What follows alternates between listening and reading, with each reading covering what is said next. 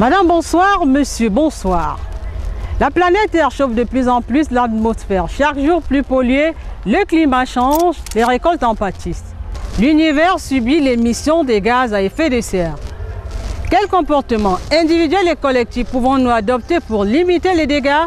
Nous en parlons ce soir avec notre invité qui est un spécialiste des questions environnementales. Dans cette émission également, nous aurons les nouvelles du 7e sommet des Africités qui s'est tenu à Johannesburg en Afrique du Sud et au cours duquel le Cameroun a pris part à travers ses organismes en charge des questions de développement local. L'Assemblée nationale sera également au menu de cette édition à travers le budget de l'administration territoriale et de la décentralisation qui a été voté et qui a subi une cure d'amaigrissement. À l'Assemblée nationale également, le Premier ministre, chef du gouvernement, a fait le point du transfert des compétences rendu en décembre 2015, date butoir fixée par l'exécutif ou le gouvernement pour la fin du transfert des compétences. A tout de suite.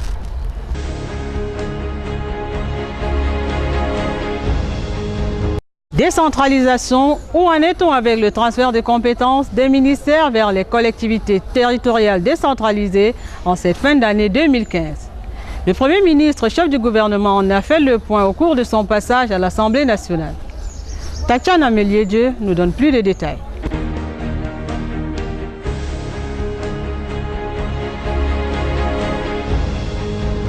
À l'Assemblée nationale, le 20 novembre 2015, pour présenter le programme économique, financier et culturel de l'État pour l'exercice 2016, le chef du gouvernement donne des éclaircies sur l'avancée du processus de décentralisation au Cameroun.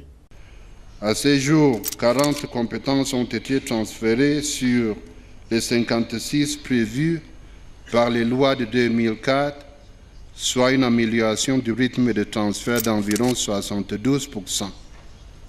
Cette tendance devrait être poursuivie. Philémon Yan, par ailleurs président du Conseil national de la décentralisation, salue la signature en 2015 de nombreux textes réglementaires. On se souvient en l'occurrence du décret présidentiel du 16 septembre 2015 fixant les indemnités et autres avantages alloués aux délégués du gouvernement, aux maires, à leurs adjoints, ainsi qu'aux membres du conseil de la communauté et aux conseillers municipaux. Le Premier ministre souligne également d'autres avancées relatives à la gouvernance territoriale. Le Bureau national de l'état civil a été mis en place. Une trentaine de centres d'état civil ont été rénovés.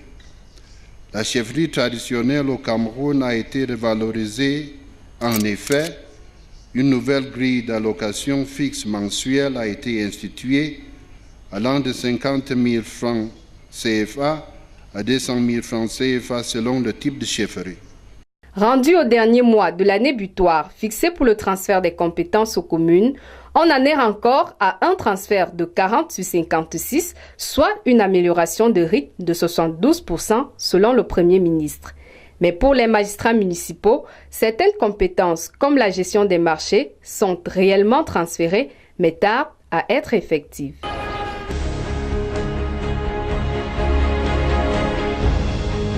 À l'Assemblée nationale encore, le budget de l'administration territoriale et de la décentralisation a été voté à hauteur de 42 167 000 francs CFA pour l'exercice 2016, bien en deçà des 45 343 000 de l'exercice 2015.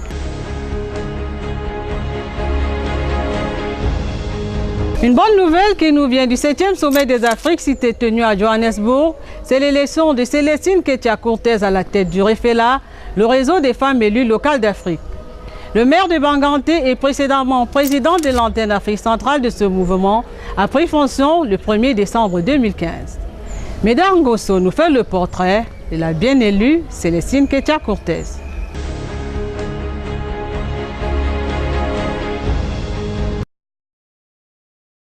Quelques semaines après son élection à la tête de la section OFRDPCND Nord, le maire de Banganté porte haut les couleurs du Cameroun. Célestine Ketia-Cortez est depuis le 29 novembre 2015 la présidente du réseau des femmes élues locales d'Afrique, REFELA, à la faveur de l'Assemblée générale élective tenue à Johannesburg en Afrique du Sud, en marge du sommet Africité.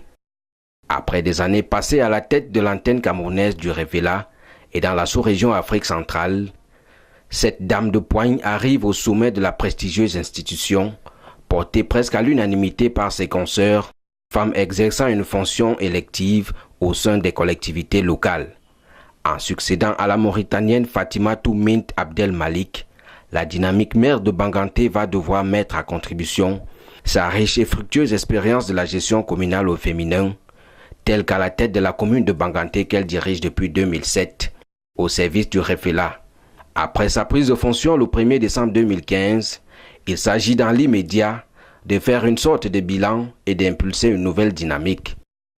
Le défi, c'est de faire le bilan sous-région par sous-région des 5 sous-régions que compte l'Afrique centrale, faire le fichier des femmes élues locales et ensuite continuer le plaidoyer pour une visibilité de ce réseau, pour l'implication de ce réseau dans la délivrance du service public.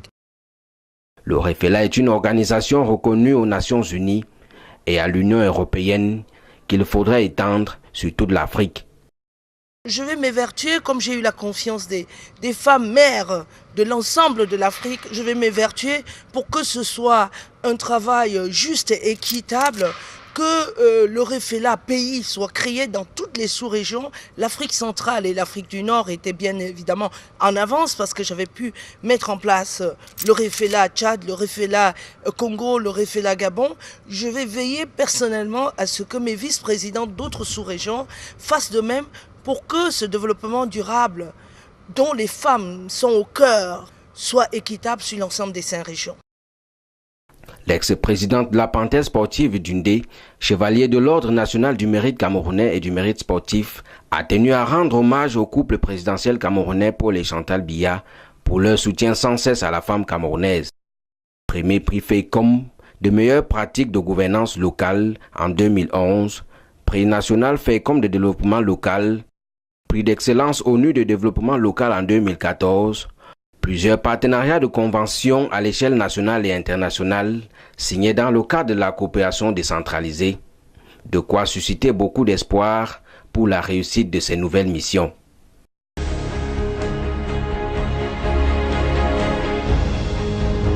La voix du Cameroun a également été portée aux Africités par René Emmanuel Sadi, le ministre de l'Administration territoriale et de la décentralisation, qui présidait une session organisée par le FECOM. La session portait sur le financement de la décentralisation en Afrique. À retenir des différentes interventions, les États doivent allouer 4 fois plus de ressources aux collectivités locales. La part actuellement transférée dépasse à peine 8% des ressources publiques. Une dotation jugée insuffisante pour des structures appelées à œuvrer pour le bien-être des populations. Bon à savoir, au Cameroun, les collectivités territoriales décentralisées à travers le CVIC revendiquent 10% du budget du Cameroun. Actuellement, nous en sommes à 7 à 8% selon les chiffres officiels.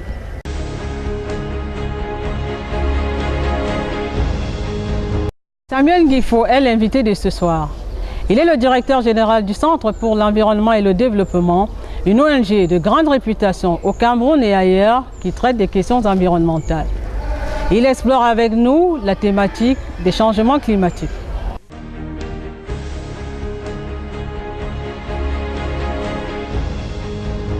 Bonsoir Monsieur Samuel Guifo. Bonsoir Madame. Et merci d'avoir accepté de répondre aux questions de Lumière sur la décentralisation. C'est moi qui vous remercie Madame. Alors les dirigeants du monde sont réunis à Paris pour réfléchir justement sur les questions de changement climatique qui seraient dues à l'émission des gaz à effet de serre.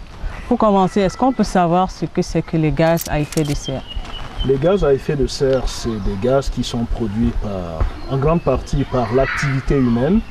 Et parmi ces gaz-là, le plus connu, c'est le gaz carbonique, qui vient de la combustion de l'essence, par exemple, tous les moteurs qui fonctionnent pour les avions, les voitures, les usines. Alors ces gaz à effet de serre sont des gaz qui sont rejetés dans l'atmosphère et qui, une fois dans l'atmosphère, ne se disperse pas rapidement, ne se dégrade pas et contribue à constituer une serre autour de la planète. C'est-à-dire un endroit où la chaleur est maintenue très forte. Les rayons de soleil peuvent traverser ces gaz à effet de serre une fois qu'ils sont constitués en une couche au-dessus de l'atmosphère. Les rayons de soleil peuvent les traverser quand ils viennent du soleil. Ils touchent la Terre Et au moment de repartir, ils ne sont pas suffisamment forts pour pouvoir une nouvelle fois transpercer cette couche. Donc on reste avec toute cette chaleur-là emmagasinée sur la Terre. Peut-être que le meilleur exemple pour vos téléspectateurs, pour comprendre ce que c'est de revoir ce qui se passe quand on gare une voiture à l'ombre et une voiture au soleil. Quand la voiture est garée à l'ombre, la température à l'intérieur n'est pas aussi élevée que quand elle est garée au soleil. Quand elle est garée au soleil, les rayons de soleil entrent à l'intérieur de la voiture par les vitres, mais une fois qu'ils ont frappé à l'intérieur de la voiture et qu'ils essayent de ressortir, ils ne sont plus assez forts pour pouvoir retraverser la vitre. Donc la chaleur est emmagasinée à l'intérieur de la voiture et quand on ouvre, on est frappé par la chaleur. C'est un peu le même phénomène que l'on a avec la planète et le changement climatique. Alors quand on demande de limiter le réchauffement de la Terre, je crois, à 2%, pourquoi est-ce qu'on parle de 2%? Alors, on a depuis l'ère industrielle, depuis le début de la découverte du charbon, la découverte du pétrole, l'industrialisation au 19e siècle, on a produit beaucoup de charbon, de pétrole et on a consommé beaucoup de tous ces produits-là. On a créé beaucoup finalement de gaz à effet de serre. On n'a pas compris quel pouvait être l'impact sur la Terre, quel pouvait être l'impact sur le climat et finalement sur l'humanité. Depuis à peu près 30 ans, on comprend qu'il y a un effet, que la Terre se réchauffe. Et il y a des groupes de chercheurs qui se sont mis à travailler pour le compte des États. Il y a notamment un groupe qu'on appelle le GIEC, qui rassemble les plus grands scientifiques dans ce domaine sur la planète et qui travaille pour le compte des Nations Unies, pour essayer de comprendre les effets du changement climatique, les causes aussi, et de nous donner des solutions scientifiques. C'est eux qui nous disent, en l'état actuel de la production et de la consommation, on n'en a plus pour longtemps. Et il faut faire des efforts pour limiter la production de gaz carbonique, pour réduire cette production. Il faut changer de mode de vie, mais l'objectif qu'on nous donne, c'est qu'il ne faudrait pas qu'on aille au-dessus de 2 degrés. Alors on est à combien aujourd'hui, si on peut savoir? Alors aujourd'hui, quand on parle de 2 degrés, on parle de 2 degrés par rapport au niveau où on était à l'ère pré-industrielle. Si on regarde aujourd'hui où nous en sommes, peut-être qu'il faut revenir un peu plus loin. Au début des années 70, il y a des chercheurs qui nous ont dit « ça ne va pas très bien pour la planète ». C'était le Club de Rome qui disait « on a l'impression qu'il y a un certain nombre de phénomènes, parmi lesquels le climat, qui se conjuguent pour menacer l'humanité dans son ensemble. » Et qui disait « si on n'agit pas maintenant, on a 40 ans pour agir ». On était en 70. Et aujourd'hui, on se rend compte peut-être qu'il est déjà un peu trop tard. Les scientifiques du GIEC nous disent qu'il faut arriver à faire quelque chose avant 2050. Il faut travailler le plus rapidement possible pour que d'ici à 2050, on ait pu faire baisser le climat, faire baisser la tendance, mais faire baisser le niveau des émissions pour arriver à stabiliser le climat. Sinon, on va à la catastrophe. À quel niveau on est aujourd'hui? La planète, la température augmente. On est déjà, on peut dire, à un niveau plus élevé que ce qu'il faudrait qu'on ait pour pouvoir se permettre de maintenir la vie sur la Terre. Mais le pire, ce n'est pas cela. Le pire, c'est qu'on n'a pas encore pris les mesures qui nous permettent au moins de stabiliser le climat au niveau où nous sommes en ce moment. D'accord, peut-être avant d'arriver aux mesures, comment est-ce qu'on le ressent justement déjà chez nous? Quand on parle à des gens, on voit bien que les gens ressentent au quotidien qu'il fait plus chaud que par le passé. Quel que soit l'endroit où on se trouve, on ressent bien qu'il fait plus chaud. Quand on parle aux agriculteurs, on voit également qu'ils nous disent on n'a plus une bonne maîtrise du temps. On ne sait plus exactement à quel moment il faut cultiver parce que les pluies n'arrivent pas au bon moment. Et quand on regarde une ville comme celle-ci justement, on nous parlait à l'époque du climat yaoundéen et on nous disait que c'était un climat doux. On n'a pas l'impression qu'on est encore dans ce climat très doux. On se rapproche peut-être beaucoup plus de ce qu'on connaît dans des zones comme le littoral où on a des chaleurs extrêmement fortes. C'est au niveau local que l'on perçoit le plus les effets des changements climatiques. En zone rurale, les gens dépendent le plus de la nature. pour l'agriculture, l'élevage, la chasse. Donc là, on peut voir tout de suite qu'il y a des changements et ces changements sont directement liés au climat. Dans les zones septentrionales, il est de plus en plus difficile effectivement d'avoir accès au bois de chauffe. Le bois de feu, c'est quelque chose qui pose problème, ça va coûter de plus en plus cher, la température est plus forte, l'agriculture est plus difficile, donc ça on le voit. Dans la zone forestière, on a parfois l'impression que le changement climatique ne fait pas partie du quotidien. Pourtant, on voit qu'il y a des fleuves qui s'assèchent, des rivières qui disparaissent.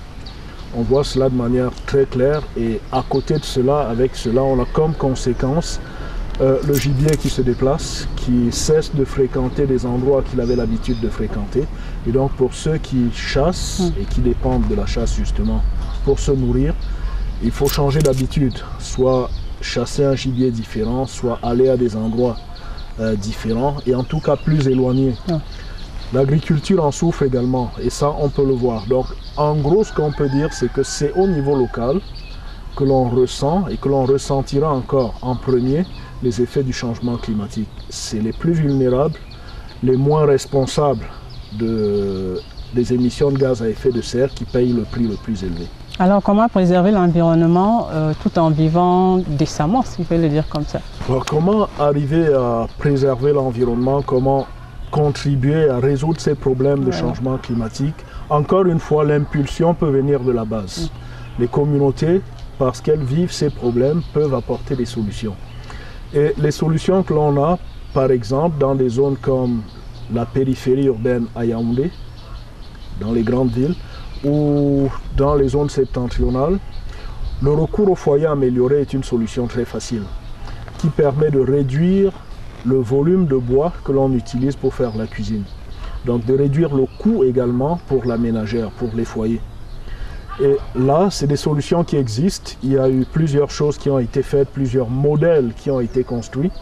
Et nous avons contribué à vulgariser quelques-uns d'entre eux en formant des gens pour que, à leur tour, ils puissent les utiliser ou former d'autres personnes à leur utilisation. Mais c'est important de montrer que ça coûte quelque chose. Ça coûte peut-être pas très cher, mais un peu plus cher que ce que la ménagère peut payer au quotidien. Sur l'année, c'est extrêmement rentable et la durée de vie d'un foyer est beaucoup plus longue. Donc, d'un point de vue économique, c'est une bonne solution. D'un point de vue écologique également. Mais là, l'État devrait jouer un rôle dans la dissémination de ces solutions-là, parce que justement, ça contribue à réduire les gaz à effet de serre.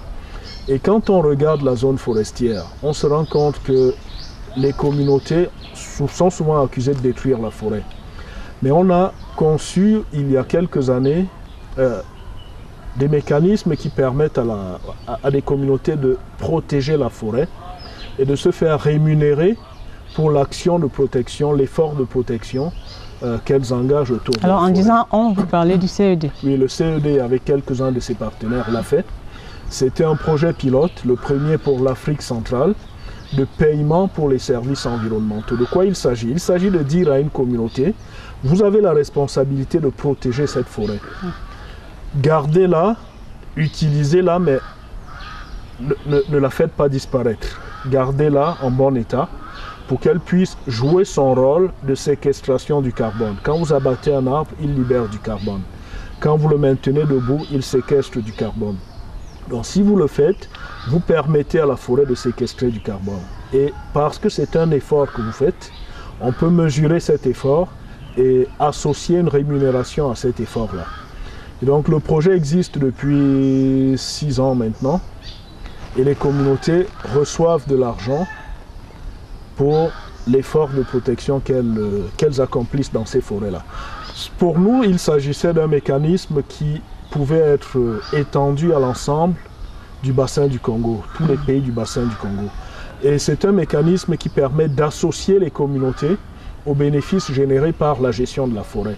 À ce moment-là, on peut avoir des communautés qui protègent la forêt à côté de l'État et qui aident l'État à protéger la forêt. Et on peut avoir des revenus qui viennent, non pas de la destruction de la forêt, mais de sa protection. Et ça, c'est entièrement bénéfique pour le carbone. On pense que c'est des voies dans lesquelles il faut aller, des pistes qu'il faudrait davantage explorer pour trouver des solutions à ce problème qui est aujourd'hui le principal problème auquel l'humanité fait face. On n'a pas l'électricité partout, on n'a pas l'électricité dans tous les villages, on a beaucoup de problèmes, on a un gros déficit énergétique. L'une des choses à faire, c'est de décider aujourd'hui comment on va résorber ce déficit énergétique. Est-ce qu'on continue à faire comme par le passé, avec de grandes unités qui, elles, contribuent très fortement au réchauffement climatique? Les barrages, vous voulez parler des barrages? Je veux parler par exemple des centrales thermiques. Voilà. Quand on fait un barrage, s'il est très grand, on détruit une partie importante de la forêt pour cela. Donc on libère des gaz à effet de serre. Et par contre, on a des solutions, des énergies renouvelables. On a le solaire, on a l'éolien, on a quelques solutions comme celle-là et c'est justement le moment de les introduire. Elles sont durables, elles sont renouvelables, mais elles peuvent être moins chères si l'État s'y met et pousse le consommateur à aller dans cette direction-là. L'impulsion doit venir de l'État. Permettre que moins de voitures se déplacent, permettre que les transports en commun fonctionnent suffisamment bien pour que des travailleurs, des élèves puissent dépendre des transports en commun, ça réduit les émissions de gaz à effet de serre. Encore une fois, je ne dis pas que nous sommes les principaux responsables. On a un niveau d'émission très bas, mais on doit prendre des habitudes qui nous permettent d'aller tout de suite dans la bonne direction. Nous avons des ressources naturelles chez nous, il faut les gérer de manière durable. La forêt est un trésor qu'on doit gérer de manière durable.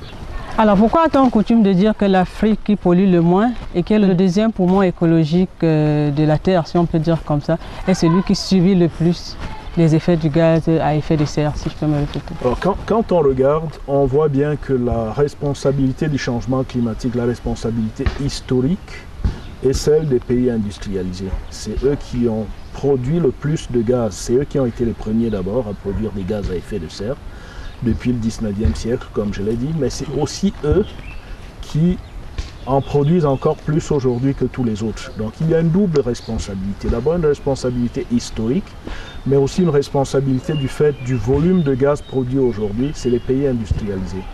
Et nos pays, l'Afrique, le Cameroun, nos pays produisent très peu de gaz à effet de serre. On n'est pas industrialisé, on n'a pas un parc automobile impressionnant, il n'y a pas tellement d'avions qui viennent chez nous.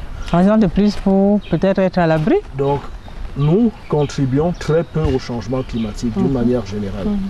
Mais nous payerons, nous subirons plus les conséquences du changement climatique paradoxalement. Pour deux raisons au moins. La première raison, c'est que nous sommes le continent qui dépend encore le plus de la nature pour la survie. Les activités quotidiennes dépendent de la nature. On n'a pas d'agriculture irriguée, on dépend de la pluie. Si la pluie ne tombe pas, on ne plante pas. On n'a pas beaucoup d'industrie, on dépend de ce qu'on peut consommer, récolter et consommer pratiquement immédiatement. Et c'est justement tout cela qui va être totalement bouleversé avec le changement climatique. Le cycle des saisons va être totalement bouleversé. Et la deuxième chose importante que nous n'avons pas, nous sommes pauvres. Donc nous n'avons pas les moyens de financer l'adaptation au changement climatique. On n'a pas le moyen de financer les catastrophes qui nous atteindront du fait du changement climatique. Quand vous voyez un typhon ou un cyclone s'abattre sur les États-Unis, on voit à la télévision ce que cela peut provoquer comme dégâts. Mais en même temps, c'est la première puissance économique mondiale, elle peut faire face à cela. Difficilement, de plus en plus, mais elle peut y faire face. Si on avait aujourd'hui un cyclone sur Douala, je ne suis pas sûr qu'on pourrait y faire face. Mais semble justement proche d'avoir un cyclone sur Douala. On peut avoir, parce que le changement climatique va provoquer justement des phénomènes extrêmes. On aura de très grandes sécheresses, mais on aura également des inondations et on aura des cyclones. Les cyclones, c'est tout simplement des phénomènes géographiques. On peut avoir des vents très forts qui sont nés ou qui sont déroutés ou qui sont renforcés justement par les effets du changement climatique et qui, venant de la mer, pourront entraîner, comme on le voit chez les autres, pourront entraîner des conséquences désastreuses sur les peuples qui vivent sur la Terre.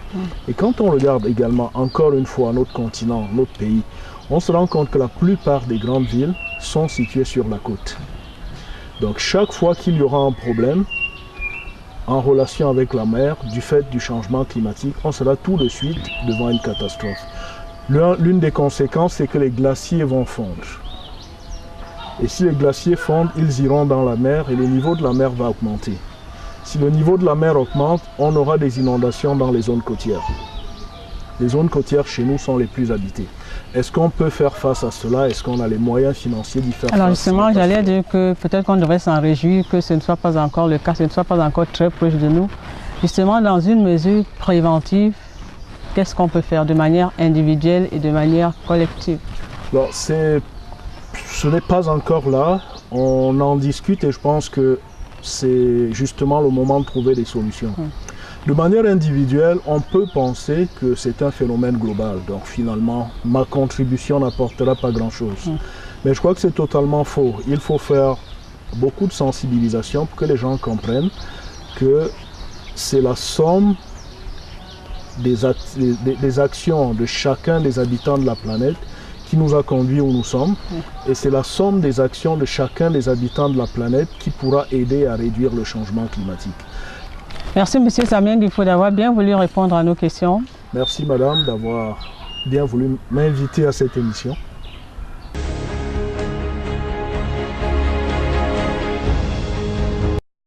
Nous l'avons entendu de la bouche d'un expert, la limitation de l'émission des gaz à effet de serre est l'affaire de tous. À chacun de jouer sa partition.